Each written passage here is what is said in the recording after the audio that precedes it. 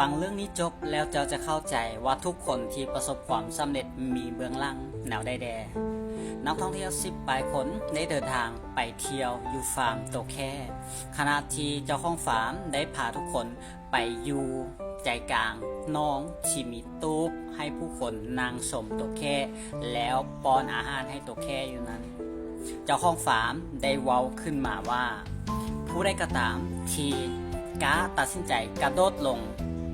นอกตัวแค่นี้แล้วลอยข้ามฝั่งไปหอดฝั่งอย่างปลอดภัยเราจะมอบเงินให้เป็นรางวัล10 ล้านบาท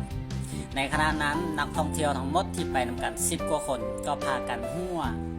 ต่างคิดว่าเจ้าของฟาร์มเว้าเยาะเย้ยเว้าลิ้นแต่ว่าอยู่ๆเรื่องบ่คาดคิดได้เกิดขึ้นมีชายอายุ40 ปีได้ขีบกระโดดลงไปในน่องแล้วฟ้าวลอยเพื่อมุ่งหน้าไปหาแคมป์ฟังขณะนั้นตกแค่อยู่นอกพากันหุ้มใส่ลอยตามสีปรากฏว่าชายคนนี้ลอยไวกว่าไปทั้งฟังอย่างปลอดภัยตกแค่ก็ตามมาอย่างอุดวิดสุดท้ายแล้วชายคนนี้ก็เลยได้รับเงินรางวัลไป10 ล้านบาทผู้คนที่ไปเที่ยวนำกันต่างมาตบมือสมเสริญหยอสรรเสริญสายคนนี้เมื่อกลับมาฮอดที่พักใกล้นำเที่ยวได้กล่าวกับสายคนนี้ว่าค่อยซื่นสมในความอาถรรพ์ความสามารถของเจ้าที่กล้ากระโดดลงสระลอยน้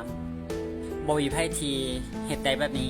เจ้าเก่งหลายค่อยนับถือน้ำใจเด็ดเดี่ยวของเจ้าความกล้าหาญของเจ้าสุดยอดสายคนนี้ได้ยินไกด์เว้าแนวนั้นลาวก็ฮิปตอบปัดปฏิเสธไปว่าความจริงค่อยบ่ได้กล้าหาญคันดอก